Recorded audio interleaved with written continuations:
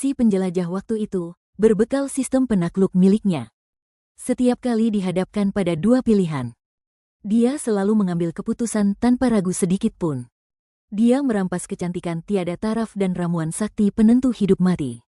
Sementara untuk sisa hadiah lainnya, seperti wajah cantik jelita dan tubuh yang mudah hamil, dia membuangnya begitu saja seolah itu sampah. Dia bahkan mengejekku sebagai orang udik yang tidak tahu apa-apa. Dan dengan sombongnya dia bersumpah, kalau seumur hidupku aku hanya bisa merangkak di kubangan lumpur sambil menatapnya dari bawah. Namun, dia tidak pernah bermimpi bahwa aturan tersembunyi sistem itu sebenarnya adalah, siapa yang menang, dialah yang berkuasa. Aku diam-diam memungut apa yang dia buang. Segala hadiah yang dia anggap sampah itu. 10 tahun berlalu. Dia berlatih keras dengan segala muslihatnya. Akhirnya tiba hari untuk ikut seleksi istana. Dia pikir bisa menembus 6 istana dengan modal awal yang sempurna.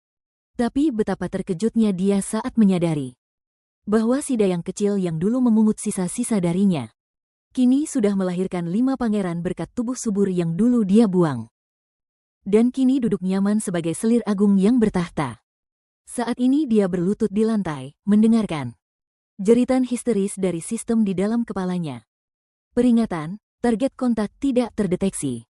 Melihatku yang kini hidup bahagia dengan anak-anakku. Mentalnya benar-benar hancur berantakan. Suara notifikasi yang dingin itu meledak lagi di lubuk pikiranku. Tanpa emosi sedikit pun. Terdengar seperti robot pelayan yang setia tapi tak punya perasaan. Aku sedang bersusah payah berjinjit, menggunakan lap basah yang sudah agak usang, mengelap patung giok putih Dewi Kuan Im pemberi keturunan di atas rak pajangan. Suara ini sudah ada selama bertahun-tahun. Aku sudah terbiasa. Lengan giok patung itu memancarkan cahaya yang lembut, memantulkan sudut pemandangan di luar jendela, di mana langit seakan terperangkap oleh tembok istana yang membentengi segalanya. 16 tahun, check-in berhasil. Mohon pilih salah satu hadiah berikut bagi pemilik sistem. Pil penunda kehamilan, ramuan kebal bencana, atau ramuan kesuburan, yang secara drastis meningkatkan peluang hamil dan kesehatan tubuh penggunanya. Akhirnya muncul juga. Aku menghentikan gerakanku. Tanganku masih menggenggam erat kain lap itu. Percikan air yang dingin meresap ke sela-sela jariku. Dalam aturan sistem, pelintas dunia dan penduduk asli itu ibarat dua garis sejajar yang takkan pernah bisa bertemu. Tapi aku tidak hanya bisa mencuri dengar isi hatinya. Aku bahkan seperti hantu yang mengintip kehidupan Zen Zidan, putri dari kediaman menteri. Itu adalah soal hidup dan mati. Memangnya masih perlu memilih? Kegembiraan yang meluap-luap itu hampir saja tumpah keluar, disertai dengan ambisi yang tak terbatas akan masa depan. Apa gunanya anak perempuan di zaman kuno seperti ini? Di tempat terkutuk ini. Kalau punya anak laki-laki, kemewahan apa sih yang tidak bisa didapat? Zhao Yuening, meskipun sekarang baru 9 tahun, tapi seolah sudah bisa melihat dirinya sendiri. Mengandalkan hadiah yang didapat dari fitur check-in, di masa depan akan memanjakan 6 pangeran. Menjadi ibu yang dimuliakan berkat anak, dan melupakan orang tua yang membesarkannya. Tak lama kemudian, hembusan napas samar dari gumpalan cahaya lain mengalir masuk ke dalam indraku. Lemah dan redup. Itu adalah Yi Yundan, yang telah dicampakkan oleh Zhao Yuening. Dia menggantung di sana dengan tenang, menunggu untuk diabaikan sekali lagi. Atau mungkin dia tidak sudi dengan kemungkinan peluang seperti ini. Yang dia inginkan adalah jaminan mutlak. Benar-benar anak yang dimanja oleh dongeng. Pengalamanku sebagai pelayan kecil di istana memberitahuku. Terkadang, memiliki sesuatu jauh lebih penting daripada harus menjadi apa. Apalagi di keluarga kekaisaran yang penuh kesulitan ini. Tuan Putri, ini milik Anda. Aku segera memfokuskan pikiranku. Menundukkan kepala dengan patuh. Melangkah cepat keluar dari aula samping. Di istana permaisuri tercium aroma bunga lili yang lembut. Beliau sedang bersandar di sofa empuk sambil membolak-balik daftar nama. Dahinya sedikit mengernyit. Permaisuri mengangkat pandangannya. Tatapannya tertuju padaku. Beliau terdiam sejenak. Selama bertahun-tahun ini, cara beliau memandangku Selalu membawa sedikit tatapan menilai dan rasa puas yang sulit disadari. Aku tumbuh dari seorang pelayan kecil yang kurus kering hingga seperti sekarang ini. Wajahnya memang tak secantik bidadari. Tapi kulitnya mulus dan bening. Tatapan matanya lembut dan menenangkan. Setiap gerak-geriknya terasa begitu pas dan nyaman di hati. Apalagi bentuk tubuhnya yang pas, berisi namun tetap ramping. Rona wajahnya pun sangat sehat. Putih merona kemerahan. Persis seperti buah persik di dahan yang ranumnya pas. Dia tidak bicara sepatah kata pun. Hanya memberi isyarat dengan tangannya. Aku pun maju dan dengan terampil duduk bersimpuh di atas bangku kecil. Lalu memijat kakinya dengan lembut. Istana putra mahkota ini memang terasa terlalu sepi. Hanya ada satu cucu sah yang sering sakit-sakitan. Dan dua putri, itu pun tak bisa jadi tumpuan masa depan. Aku lihat kau ini anak yang punya keberuntungan. Tubuhmu juga sehat dan kuat. Jauh lebih baik daripada gadis-gadis yang kena angin saja langsung sakit. Layani putra mahkota dengan baik. Dan perbanyak keturunan untuk keluarga kerajaan, itu adalah berkah bagimu. Hamba mengerti, Yang Mulia. Hamba tidak akan mengecewakan harapan besar Anda. Harapan besar, mungkin saja. Tapi lebih karena aku memiliki segalanya. Mulai dari pil pembuahan hingga berbagai hadiah kecil lainnya. Dan ganjaran-ganjaran sederhana dari sistem ini. Hari-hari setelahnya terasa berlalu begitu cepat. Aku berhasil menjadi selir tingkat paling bawah di Istana Timur. Putra mahkota bukanlah pria yang gila wanita.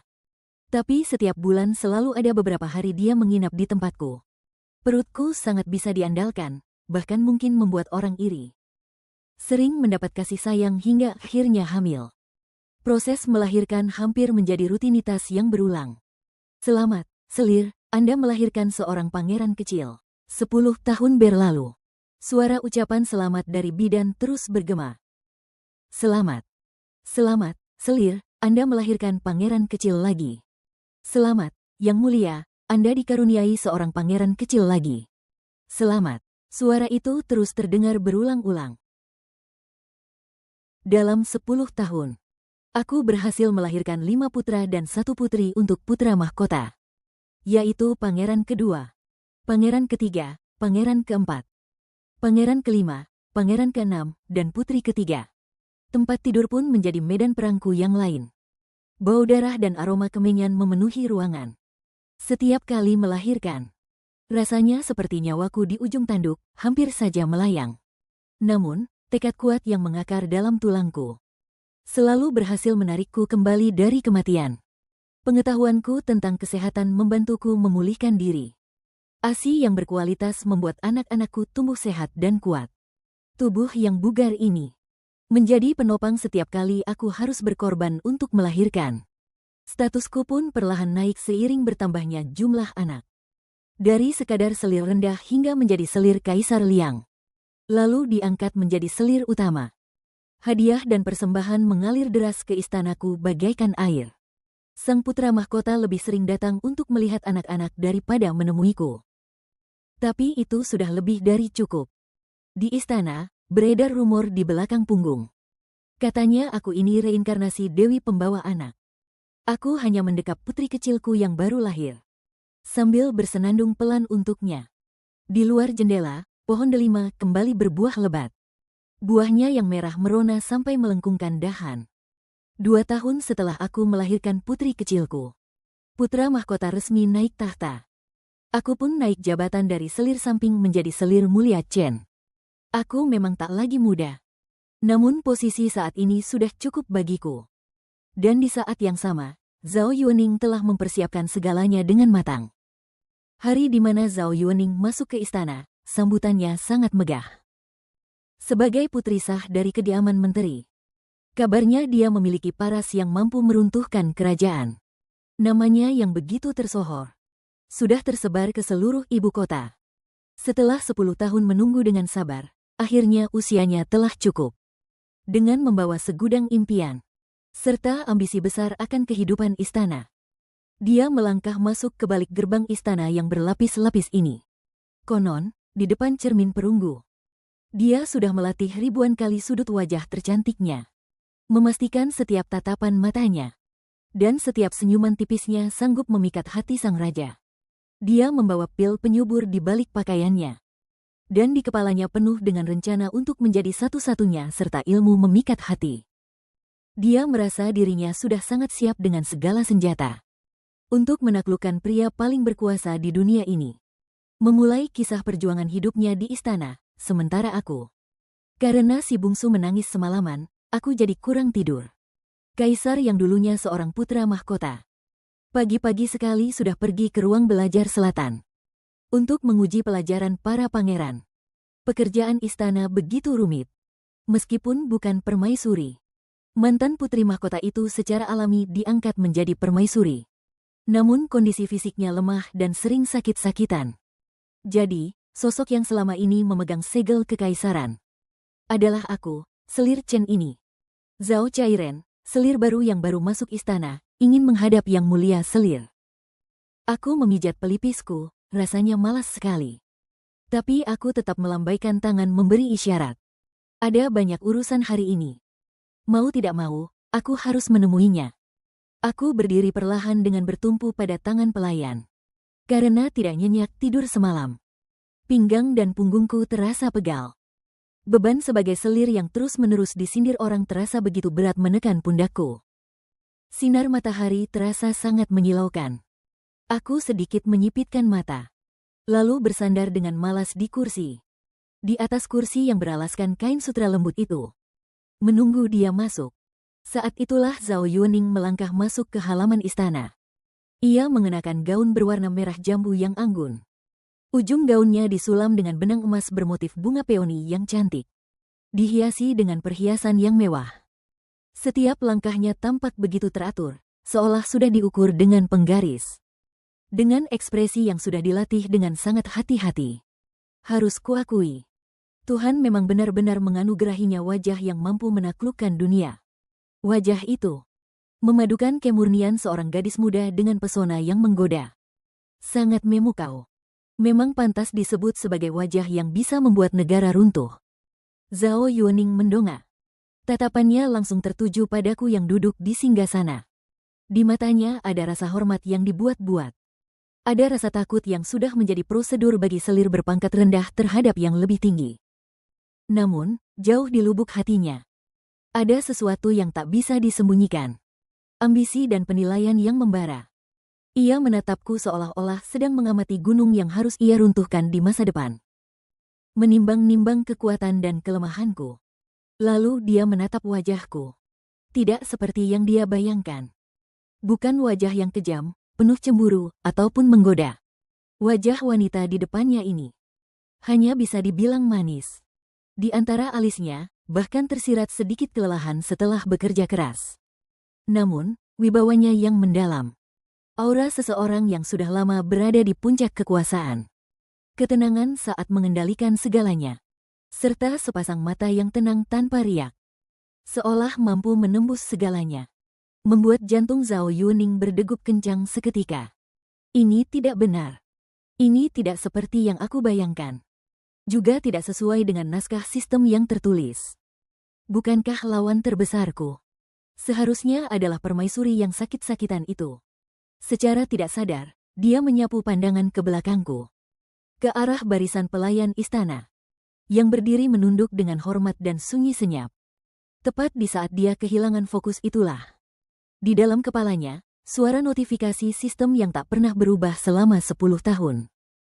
Suara yang hanya bisa didengar olehnya. Tiba-tiba berbunyi. Namun, itu bukan lagi suara mekanis yang tenang tanpa emosi. Melainkan suara bising yang tajam, mendesak, dan penuh kekacauan. Seperti sedang diganggu paksa oleh kekuatan yang mengerikan.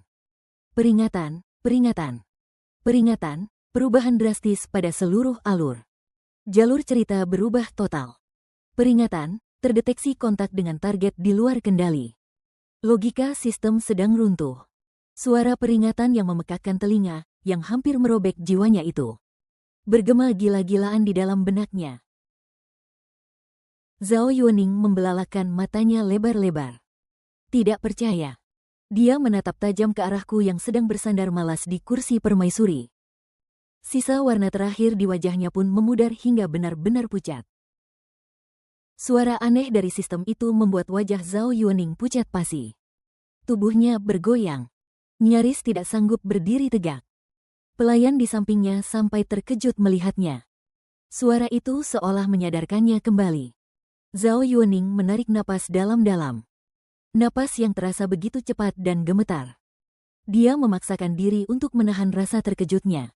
Dia menundukkan pandangannya. Bulu matanya yang panjang bergetar hebat. Saat ia kembali menatap, hanya tersisa ekspresi yang dipaksakan. Dia perlahan berlutut. Dahinya menyentuh lantai batu biru yang dingin. Hamba, Zhao Xi. Menghadap Yang Mulia Selir Chen. Sinar matahari jatuh tepat di wajah sampingnya yang sangat menawan. Namun hanya memperlihatkan kekakuan di sana. Dari balik tirai sutra, aku sudah memperhatikan setiap detail ekspresinya.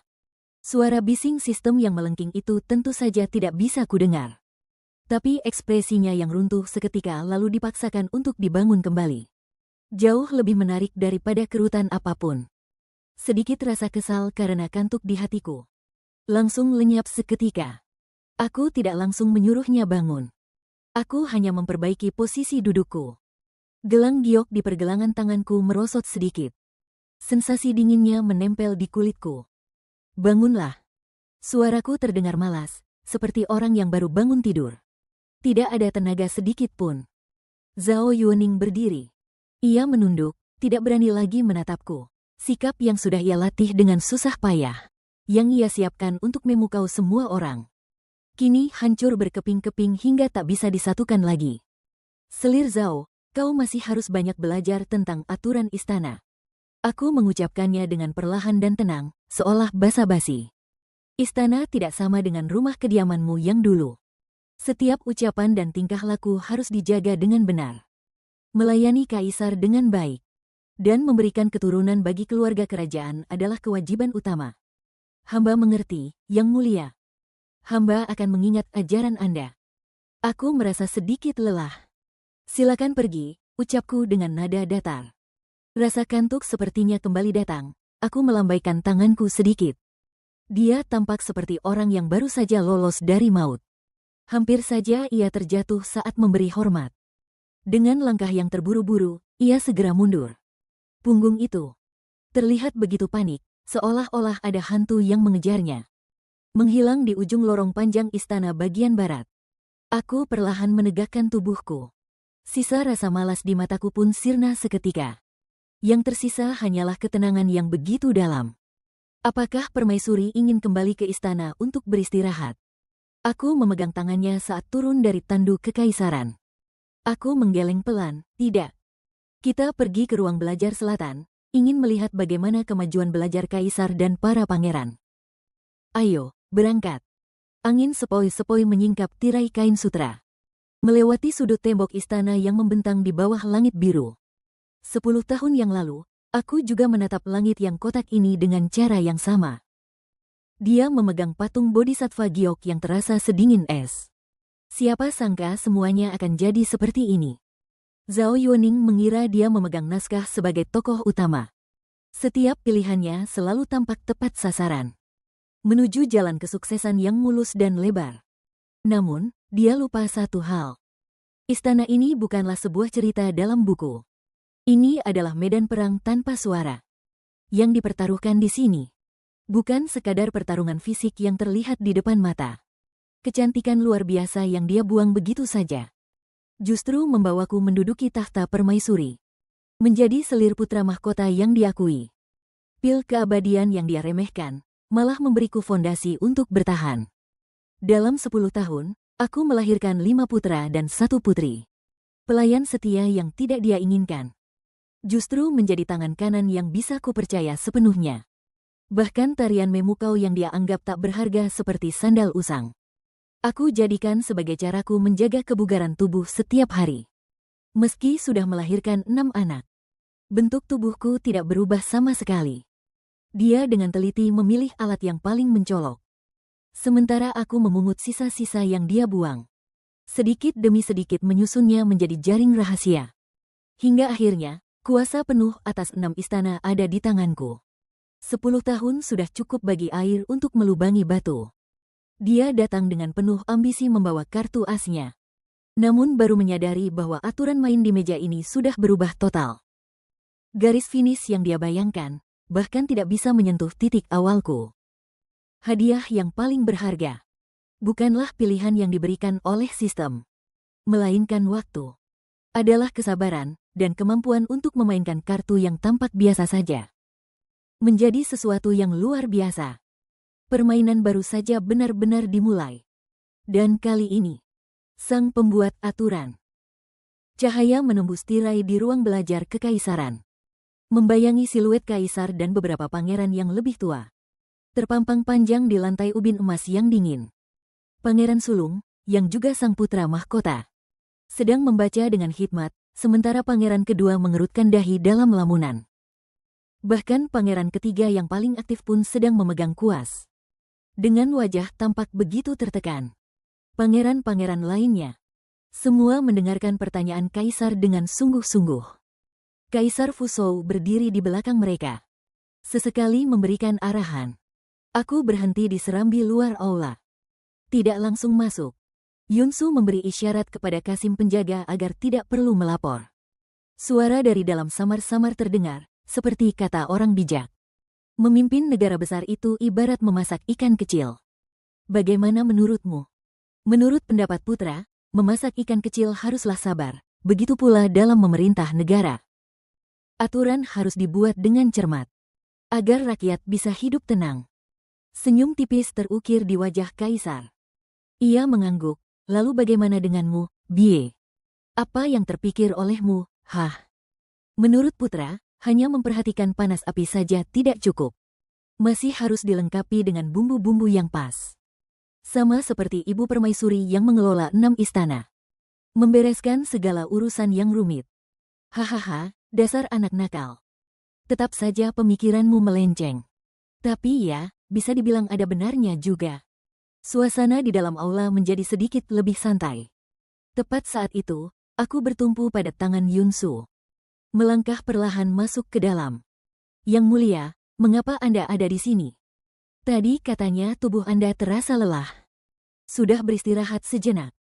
Saya pikir anak-anak pasti lelah belajar.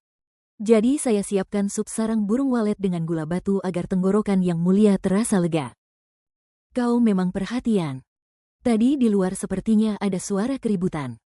Ayahnya adalah Menteri Ritus, Zhao Wenyuan. Anak ini mulai memahami hubungan antara istana dan birokrasi. Itu tadi Zhao Cairen yang baru masuk istana datang untuk memberi salam. Aturannya belum begitu paham. Saya sudah memberikan sedikit arahan. Ratu sempat menyinggung soal putri Menteri Zhao. Katanya wajahnya sangat rupawan. Baginya, itu hanyalah hal sepele. Dia mengatakannya seolah sedang membicarakan hal yang tidak penting. Benar, Nona Zhao memang sangat cantik. Saya sendiri sampai tidak bisa mengalihkan pandangan. Lagi pula dia anak yang cerdas. Jika dididik dengan baik ke depannya, pasti bisa melayani Baginda dengan sempurna. Ucapanku terdengar sangat rapat dan tanpa celah. Baginda menatapku sekilas, namun tidak berkata apa-apa. 10 tahun sudah. Aku tidak pernah menunjukkan rasa cemburu sedikit pun terhadap pendatang baru manapun. Inilah yang memang dia butuhkan dariku. Rasanya enak. Pelan-pelan makannya, jangan tidak sopan. Perhatiannya dengan mudah beralih kembali ke anak-anak. Wajah Zhao Yuening yang secantik bidadari itu. Di mata Baginda hanya sekadar wajah yang rupawan saja. Sesuatu yang dianggapnya sebagai kartu as. Nyatanya bobotnya tidak lebih dari itu. Setelah selesai makan sup, aku membawa anak-anak keluar. Pangeran kedua tiba-tiba berhenti dan menatapku, seolah ingin mengatakan sesuatu tapi ragu. Dia sudah berumur 10 tahun. Sudah mulai terlihat kedewasaannya. Soal Nona Zhao itu, aku memberi isyarat padanya. Gerakanku lembut dan tenang. Ibu tahu dia hanyalah dia. Ayahnya adalah ayahnya. Baginda adalah penguasa yang bijak. Kalian hanya perlu belajar dan berlatih bela diri dengan tekun. Urusan lainnya, biarkan ibu yang menanggungnya. Anak mengerti, ibu. Melihat anak-anak pergi, perlahan senyum di wajahku memudar. Paman Yun, di istana mana Nona Zhao ditempatkan? Menjawab permaisuri, dia ditempatkan di istana Changchun. Belakang istana, buka gudang pribadiku. Pilihkan beberapa kain sutra baru. Dan satu set perhiasan emas murni sebagai hadiah sambutan untuk Nona Zhao. Bilang saja aku merasa cocok dengannya. Berharap dia merasa tenang tinggal di sana. Dan melayani Baginda dengan sepenuh hati, permaisuri. Apakah ini terasa terlalu berat? Memang itu yang dia inginkan barusan, harus terasa berat. Semakin berat, semakin terlihat kebajikan dan kelembutan hatiku ini. Dan semakin membuat dia serta orang-orang tertentu merasa tenang. Atau lebih tepatnya, semakin membuat mereka lengah. Keadilan itu sering kali. Zhao Yue, apa yang sedang kau lakukan sekarang? Apakah kau sedang panik karena sistem itu?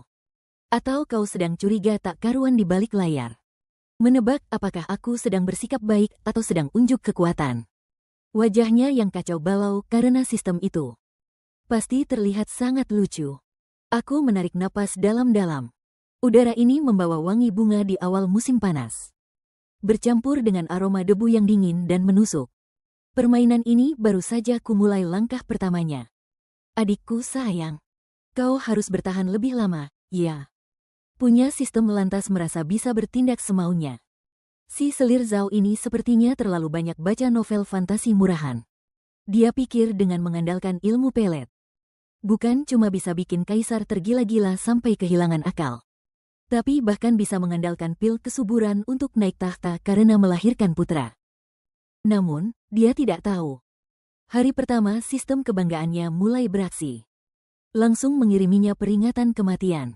Saat ini, melihat dia dengan percaya diri penuh memulai misinya. Aku tertawa. Kalau kau mau main sandiwara, maka aku akan menemanimu bermain sampai akhir cerita. Hadiah-hadiah dari departemen dalam istana mengalir deras seperti air ke istana Changchun. Tapi si selir Zhao yang baru naik pangkat itu sepertinya tidak menghargainya. Dalam sistemnya, musuh terbesar di istana adalah selir Chen.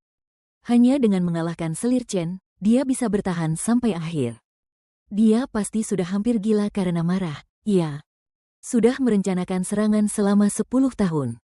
Tapi ternyata, aku, sang bos terakhir ini, masih berdiri tegak tak tergoyahkan. Namun, dia segera menenangkan diri. Lagi pula, dia masih punya modal kecantikan yang memikat dunia. Dan ilmu pelet yang tidak bisa ditunjukkan ke publik itu. Hari-hari berikutnya, dia mulai melakukan apa yang disebut sebagai penaklukan. Entah itu tatapan sekilas yang memukau di taman kekaisaran, atau nyanyian lembut di tepi kolam teratai. Setiap pertemuan tidak sengaja itu, semuanya dirancang dengan sangat rapi. Bahkan langkah kakinya saat terjatuh pun diperhitungkan dengan sangat pas. Tatapan matanya yang tampak rapuh saat mendongak itu cukup untuk membuat pria manapun merasa iba dan jatuh hati. Sang kaisar tentu saja tidak terkecuali. Menghadapi seorang karakter muda dengan mata yang penuh kekaguman, kaisar pun dengan cepat dibuat bertekuk lutut. Kudengar, dia punya 1001 cara untuk memikat kaisar di atas ranjang. Membuat posisi kaisar yang berusia 10 tahun pun. Dalam waktu singkat 1 bulan. Bahkan 2 bulan. Kesimpulannya, kasih sayang yang begitu membara ini. Bahkan mulai membakar hingga ke tempatku. Halaman depan istana Changchun mendadak ramai dipadati tamu, sangat sibuk. Dia mulai meniru caraku untuk memenangkan hati orang-orang. Bahkan berani mengincar anak-anakku. Sayangnya, anak-anakku kudidik dengan sangat ketat. Mereka hanya bersikap menjaga jarak terhadap selir Zhao yang sedang disayang kaisar itu. Adik Zhao masih muda dan lincah. Wajar jika kaisar lebih sering menemaninya. Di tempatku sini, semuanya baik-baik saja. Setiap kali dia membawa pergi kaisar, aku tidak pernah menghalanginya. Sebaliknya, aku justru menasihati kaisar dengan murah hati. Melihat sikapku yang bijak namun membosankan ini, kaisar pergi dengan perasaan yang sangat tenang dan tanpa beban. Selir kesayanganku memang selalu pengertian. Lagi pula, siapa yang mau menghadapi seorang istri sah yang hanya memberinya tekanan sebagai perbandingan? Kesegaran dan kejutan yang dibawa Zhao Yuning, itulah yang paling dia inginkan saat ini. Begitulah, 1 tahun pun berlalu. Dia terus naik pangkat menjadi Guiping, dengan gelar yang paling disayang. Dan reputasi yang tak tertandingi di istana belakang. Dia sepertinya merasa bahwa dirinya akhirnya berhasil kembali ke jalur skenario sistem yang benar. Cara berpakaiannya semakin mencolok. Bahkan berani menyindirku di depan umum. Aku menerima semuanya begitu saja. Urusan resmi tetap kuurus. Mengasuh anak pun tetap kulakukan.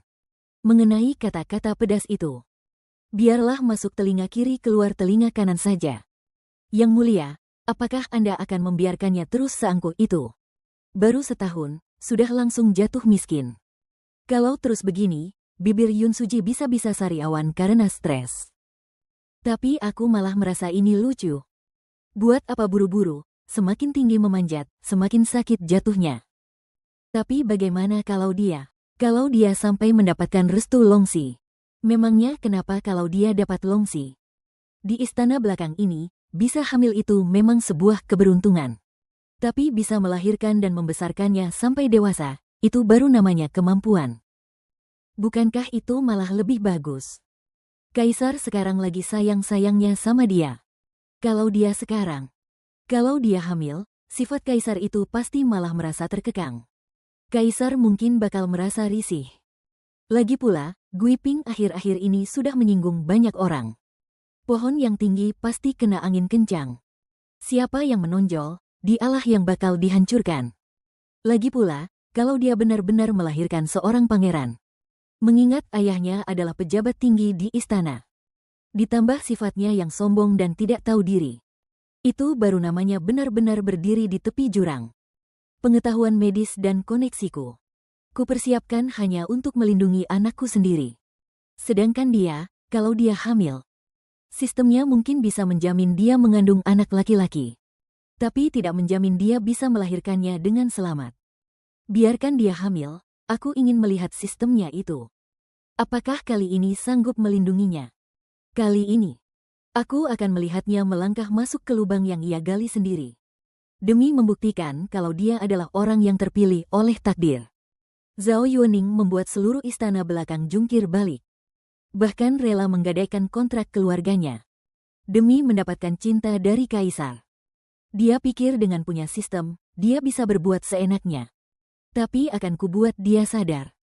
Di dalam permainan istana yang kejam ini, otak itu 100 kali lebih berguna daripada sistem. Saat dia sedang asyik menikmati kejayaannya, aku sudah diam-diam menarik bata terakhir di bawah kakinya. Pertunjukan serunya baru saja dimulai. Kaisar sangat baik pada hamba. Kasih sayang kaisar pada Zhao Yuaning itu seperti hujan badai di musim panas. Datangnya sangat cepat dan dahsyat. Hanya mengandalkan wajah dan ilmu pelet itu, dia benar-benar menjerat sang kaisar dalam buaian asmara. Di istana belakang, persaingan tak pernah surut. Mulai dari serangan terang-terangan sampai fitnah racun yang keji. Jebakan maut yang mengincarnya datang silih berganti bak air pasang. Namun, yang bikin kesal, dia selalu saja dinaungi keberuntungan. Berkali-kali dia lolos dari mara bahaya. Bahkan dia sendiri merasa seolah direstui oleh langit. Padahal, itu semua karena sistem keberuntungan bertubi-tubi yang dia punya terus aktif. Dan aku, karena posisiku yang dekat dengannya, berhasil mencuri 3 kali peringatan bahaya dari sistem miliknya. Dia selamat karena keberuntungan. Aku selamat karena peringatan dini. Ketiga peringatan itu, sekali menyelamatkan bayi di dalam kandunganku, dan sekali lagi menyelamatkan putraku yang hampir diracun orang. Hidup di istana ini sungguh penuh ketegangan. Sekarang, tersisa 1 peringatan bahaya terakhir. Dia terdiam tenang, terkunci di lubuk kesadaranku. Menunggu momen yang paling menentukan. Hahaha. Keberuntungan bertubi-tubi melindungiku sampai berhasil melahirkan pangeran ke-9. Kaisar sangat gembira. Begitu masa nifas usai, beliau langsung mengangkatku menjadi selir agung. Kasih sayang dan kejayaan menghampiri dalam sekejap. Selir Chen, bunga yang sudah layu itu, cepat atau lambat pasti akan kuinjak di bawah kakiku. Selir Li akhirnya sampai di puncak impiannya. Menjadi selir kesayangan, memiliki pangeran, dan pangkat tinggi. Dia pikir, meskipun sistemnya kadang bekerja kadang tidak, Dia tetap bisa menang sampai akhir dengan kemampuannya sendiri. Dia memakai hadiah sistem untuk membuka restoran mewah dan meraup kekayaan. Sementara aku mencuri bibit unggul dari sistemnya. Dan lewat identitas anonim, aku berhasil mengatasi kelaparan di wilayah selatan. Semua jasa dan kehormatannya jatuh ke tangan Kaisar. Dia menjual parfum untuk mencari uang sampingan. Aku mencuri teknik peleburan baja dasar untuk meningkatkan kualitas senjata militer. Pasukan di perbatasan menjadi jauh lebih kuat. Kaisar sangat puas dan hatinya bersuka cita. Dan keluarga Zhao pun ikut merasakan keuntungannya. Paduka yang mulia, hamba rasa hal ini kurang tepat. Putriku yang disayangi, dan cucuku yang dikasihi. Negara semakin makmur dan berjaya. Pak Menteri Zhao mulai berani membusungkan dada. Bahkan, ia mulai memikirkan hal-hal yang seharusnya tidak ia miliki. Kubu-kubu di istana mulai terpecah. Bahkan ada yang bergosip bahwa kondisi fisik sang putra mahkota terlalu lemah. Dan pangeran ke-9 lah yang begitu disayangi oleh Kaisar. Semua desas-desus itu sampai tepat ke telinga hamba. Tenang saja, Permaisuri. Hamba pasti akan membantu dengan sepenuh hati. Hamba tetap menjalankan tugas harian seperti biasa. Memberi hormat kepada sang permaisuri yang sedang sakit. Membujuk Kaisar untuk berlaku adil pada selir-selir lainnya. Tampak penurut dan lemah lembut. Namun sebenarnya, hamba sedang menyusun rencana. Urusan pemerintahan hamba memang tidak paham. Hamba hanya peduli pada kesehatan Kaisar. Jangan sampai Kaisar jatuh sakit karena terlalu banyak pikiran. Hamba tidak pernah mengadu. Hamba hanya menunggu saat Kaisar mulai merasa muak dengan keluarga Zhao. Lalu menyodorkan secangkir teh penyejuk hati di saat yang tepat. Menjadi sosok selir yang paling pengertian.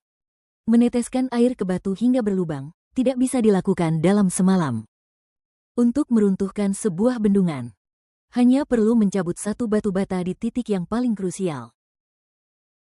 Ibu, lihatlah, dunia ini akan menjadi milik kita. Ia tertawa penuh kemenangan. Mengira dirinya sudah memiliki segalanya.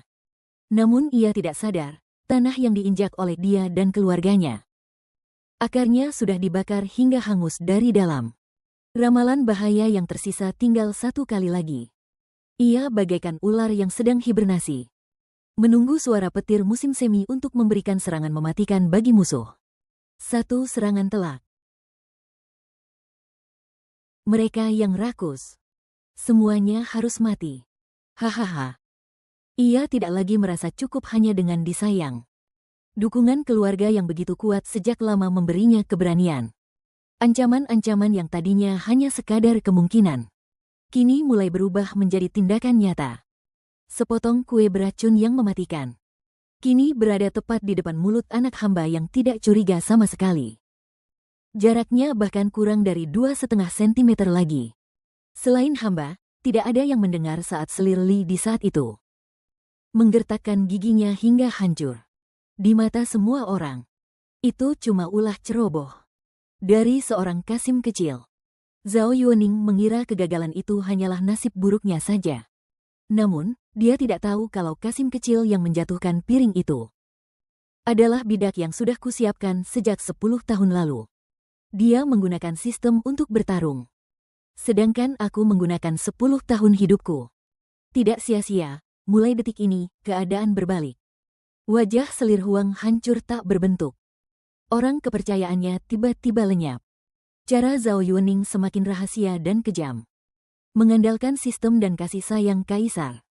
Dia benar-benar menggila di istana belakang. Bahkan selir tua yang hidup tenang dan rajin beribadah. Hanya karena melirik pangeran ke-9 sekilas. Nyawanya melayang begitu saja tanpa alasan yang jelas. Semua orang mengira itu kecelakaan. Hanya aku yang tahu itu adalah ulah sistemnya. Setelah menyingkirkan semua lawan, ambisinya akhirnya tak bisa disembunyikan lagi. Kali ini, dia mengarahkan pandangannya pada mereka yang menghalangi jalan putranya, sang putra mahkota, dan anak-anakku. Penjagaan putra mahkota sangat ketat.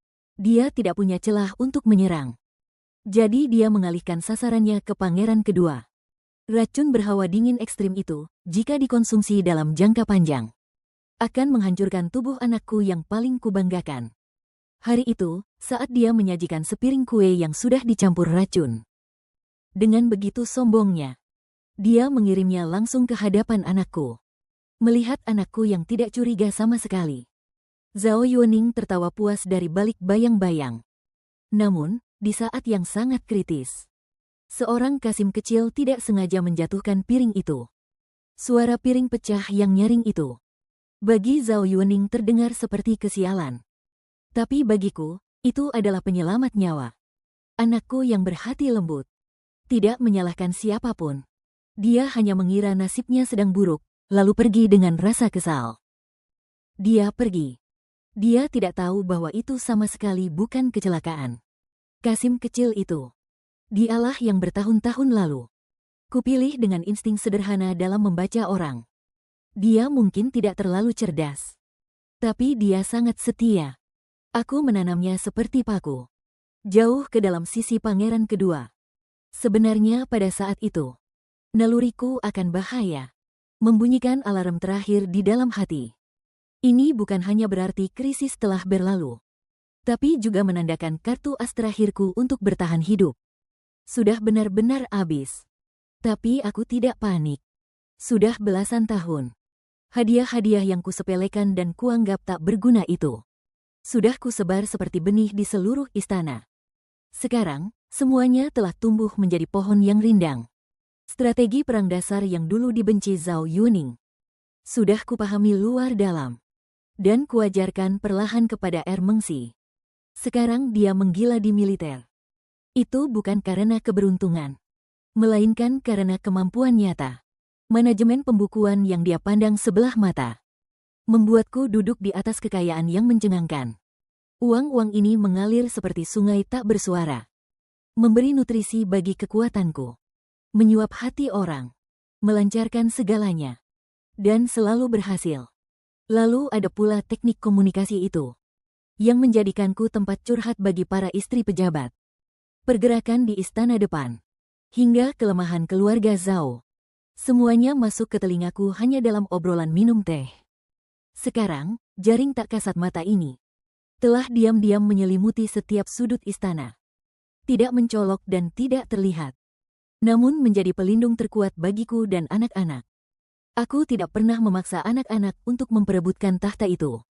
Aku hanya bilang, kalau kalian ingin terbang, aku akan membantu kalian. Kalau ingin berhenti, aku akan melindungi kalian seumur hidup. Tapi sekarang, pohon ingin diam namun angin tak berhenti bertiup. Tangan beracun Zhao Yuning, karena dia sudah berani menyentuh anakku. Maka kesabaranku sudah berakhir sampai di sini. Permaisuri, sudah saya selidiki. Ternyata istana Changchun yang menyuap asisten juru masak di dapur kecil kita. Amankan orangnya. Simpan buktinya dengan baik. Tidak perlu heboh. Kali ini dia berani meracun. Lain kali dia pasti berani melakukan hal yang lebih gila. Aku tahu, biarkan saja dia lanjut. Biarkan dia terus beraksi. Semakin tinggi dia melompat, nanti saat dia jatuh, dia akan hancur lebur. Setiap perbuatan jahat yang dia lakukan sekarang, sama saja dengan menggali kuburannya sendiri. Yang perlu kita lakukan hanyalah diam memperhatikan dari samping. Catat setiap kesalahannya dengan jelas. Tunggu sampai saatnya tiba. Hutang lama dan dendam baru akan kuhitung sekaligus dengannya. Siapapun yang pernah jadi juara dalam pertarungan istana pasti tahu. Kalau tidak menyerang, jangan mulai. Tapi sekali menyerang, harus sampai akar-akarnya. Zhao Yuning tidak hanya mencelakai putra mahkota. Bahkan permaisuri pun berani dia bunuh. Aku sudah menahan diri selama 3 tahun penuh. Hanya demi momen ini. Menamparkan semua bukti kejahatannya tepat di depan wajah Kaisar. Dalam 3 tahun ini, situasi istana sudah berubah total. Zhao Yuning naik pangkat jadi selir agung. Keluarga Zhao memegang kekuasaan penuh di pemerintahan. Dia berdiri di puncak kekuasaan. Bahkan merasa kalau kerajaan yang megah ini sudah menjadi milik keluarga Zhao sepenuhnya. Demi mempertahankan posisi itu, caranya semakin kotor. Demam mendadak yang menimpa putra mahkota saat itu telah merenggut harapan terakhir Kaisar. Tak lama kemudian, permaisuri pun tak sanggup melewati musim dingin itu. Permaisuri jatuh, penghalang pun tersingkir. Dia menggendong pangeran ke-9 sambil berdiri di posisi tinggi. Matanya penuh dengan ambisi untuk merebut tahta permaisuri. Dia pikir dia sudah menang. Dia pikir aku sudah pasrah pada nasib. Dia salah, aku bukannya takut. Aku hanya sedang menunggu waktu. Rasanya seperti pemburu yang sedang menahan napas saat ini. Hanya demi menunggu mangsanya menunjukkan celah paling fatal. Akhirnya, kesempatannya tiba. Kaisar baru saja pulih dari sakit parah. Rasa hampir mati itu membuatnya melihat jelas banyak kebenaran yang selama ini tertutup oleh paras cantik. Akhir-akhir ini, dia selalu memimpikannya permaisuri dan putra mahkota. Aku menatap wajahnya yang pucat pasi. Paham betul kapan saatnya harus bertindak. Yang mulia, mohon bersabarlah. Jika kakak dan putra mahkota masih melihat dari atas sana, mereka pasti tidak ingin melihat Yang Mulia bersedih seperti ini. Terkadang aku merasa, sepertinya ada banyak hal di istana ini yang tidak aku ketahui. Saat itu juga, aku tidak langsung menjawab, melainkan berbalik berjalan menuju peti kayu cendana itu. Saat ini, aku bisa mendengar detak jantungku sendiri bergemuruh kencang. Namun suaraku terdengar sangat tenang. Sebenarnya hamba tidak ingin mengganggu ketenangan Yang Mulia dengan masalah ini. Tapi ini menyangkut kelangsungan negara. Dan menyangkut kakak hamba yang tewas mengenaskan. Hamba tidak bisa menyembunyikannya lagi. Halaman pertama adalah kebenaran di balik wajah Selirwang yang rusak. Catatan dari apotek istana. Sudah lama mengunci bukti kejahatan istana Changchun. Halaman kedua tentang anak si pengelola keuangan. Dan ibu mertuanya yang tewas mendadak secara misterius. Pengetahuan medis dan jaringan mata-mata yang kubangun diam-diam akhirnya membuahkan hasil. Dia pikir tindakannya sudah sangat sempurna. Namun dia tidak tahu, semua sumber racun itu mengarah pada keluarga Zhao yang angkuh di luar istana. Semua petunjuk itu ibarat jaring laba-laba yang rapat. Akhirnya semua bermuara pada Selir Li. Dan pelayan kepercayaannya itu. Dan yang paling fatal adalah, yaitu bahan obat keras yang sengaja ditambahkan ke dalam resep flu putra mahkota. Serta dupa yang dipakai permaisuri, yang mengandung racun penyebab kelemahan jiwa. Bahkan perkataan Menteri Zhao di masa lalu tentang Donggong Jiuxu. Semuanya adalah rancangan sang selir. Semua ambisi itu saat ini terpampang jelas hitam di atas putih di hadapan sang kaisar. Ini, apakah semua ini benar? Mempertaruhkan nyawa demi perkara ini. Selama ini, aku belum sempat memberikan kabar gembira. Aku takut kalau gegabah malah akan membuat mereka waspada. Aku sendiri juga sedang mengamati kakak dan putra mahkota saat mereka menyelidiki hal itu. Hamba bersalah, mohon ampun Baginda. Tidak akan kulepaskan. Amarah yang meledak bagaikan petir akhirnya pecah juga.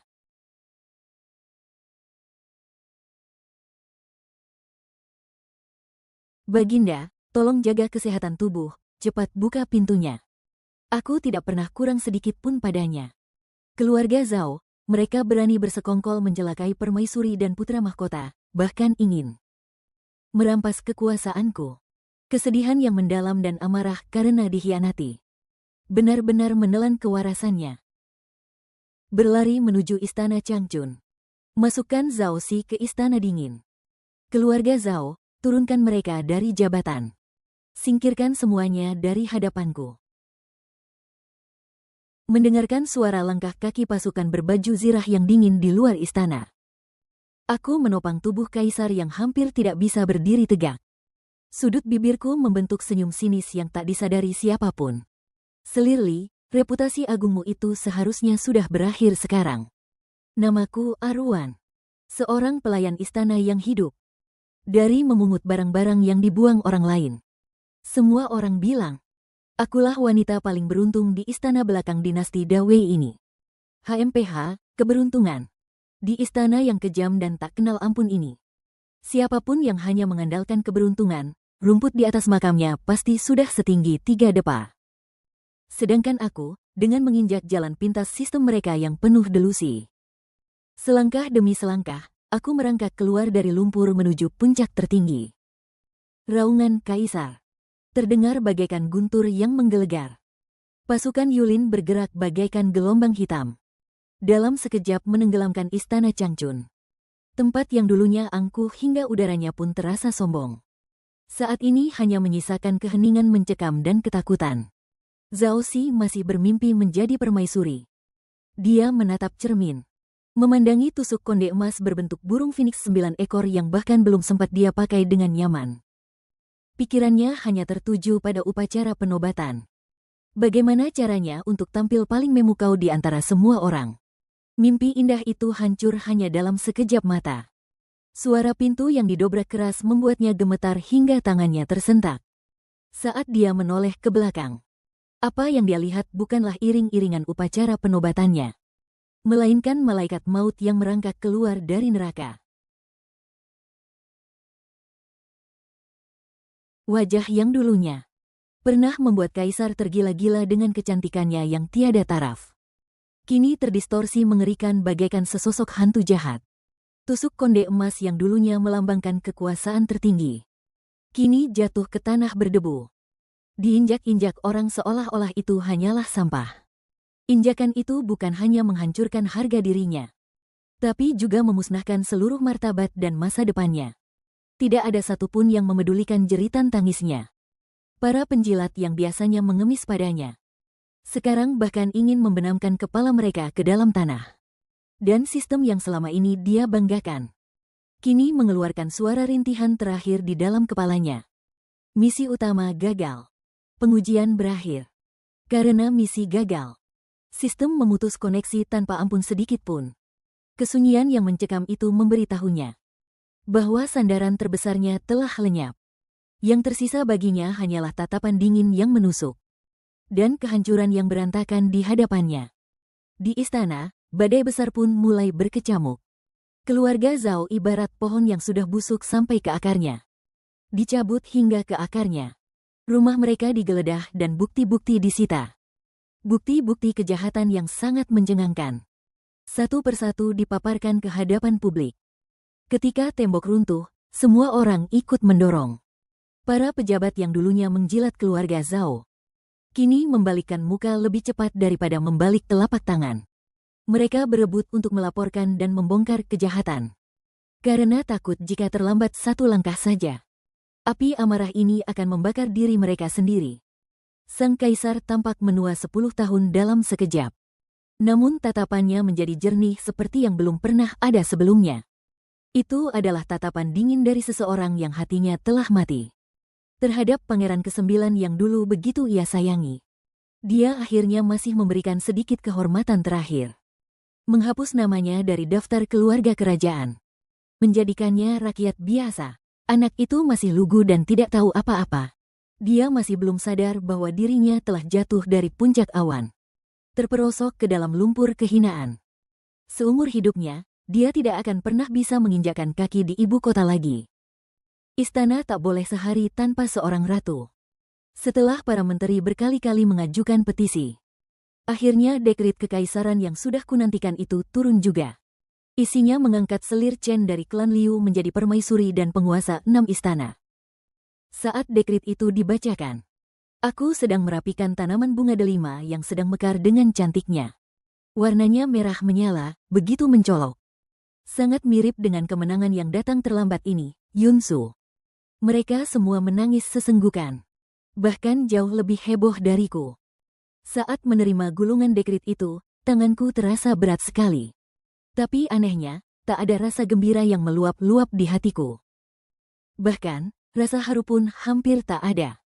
Rasanya seperti sesuatu yang sudah bisa ditebak, seperti air yang mengalir ke tempatnya. Seolah semua ini bukanlah hadiah dari langit, melainkan akhir cerita dari naskah yang sudah kutulis sejak lama. Hari penobatan.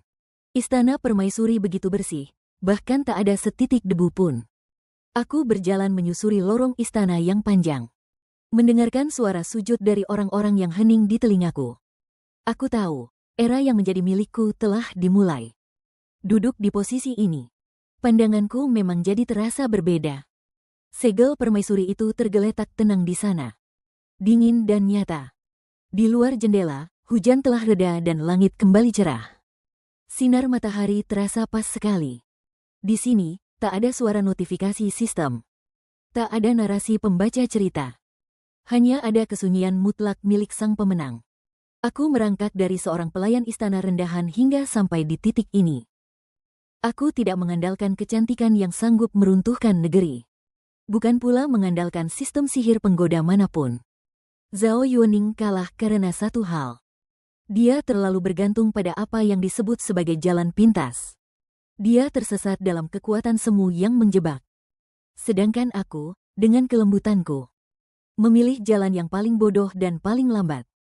Namun, selangkah demi selangkah, aku menghancurkan semua kepalsuan itu.